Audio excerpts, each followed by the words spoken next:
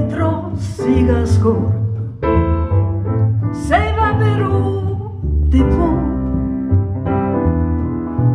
Gud fader som i himmelen bor kanske vill ha det så.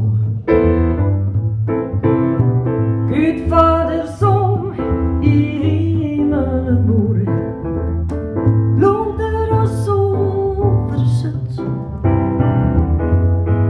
Vem bryr sig om ett par trasiga skor när man är gammal och trött? Kære Hugo, du var en vild plante i Guds frie natur. En skøn, rød, langhåret ukrudt. Det er som det er, sagde du altid.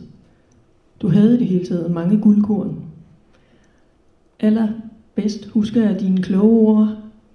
Livet er en gammel ost, fyldt med huller.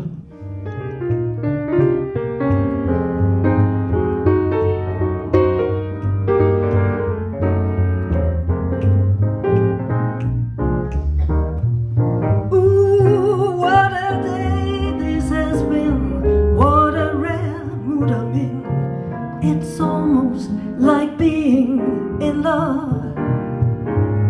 There's a smile on my face for the whole human race. It's almost like being in love.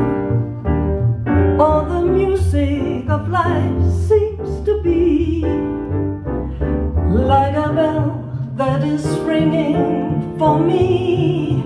And from the way that I feel when that bell starts to peal, I could swear I was falling, swear I was falling, could swear I was falling, swear I was falling. It's almost like being in love.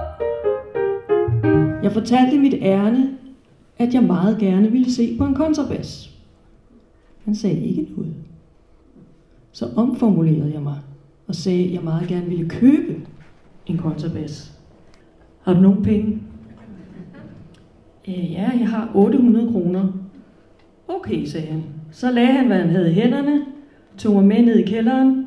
Nu var jeg en, han ville handle med. Og vi gik ned for at kigge på kontrabasser, og der var mange rækker, og det var meget imponerende. Jeg var jo bare fascineret af instrumentet. Så spillede han lidt mere på kontrabassen og sagde, fremragende instrument, 800 kroner. Sjovt nok lige 800 kroner. Det var meget heldigt. Hvad fanden foregår der her, tænkte jeg. Så jeg slog til og drog hjem med min første meget røde kontrabas. Då har någon annan tagit din stol. Det vet du inte av. Du känner varken regn eller sol ner i din magegrav. Vem bryr sig om hur nätterna får? Jag bryr mig inte spår. Bara jag får ha mitt ansikte kvar. Då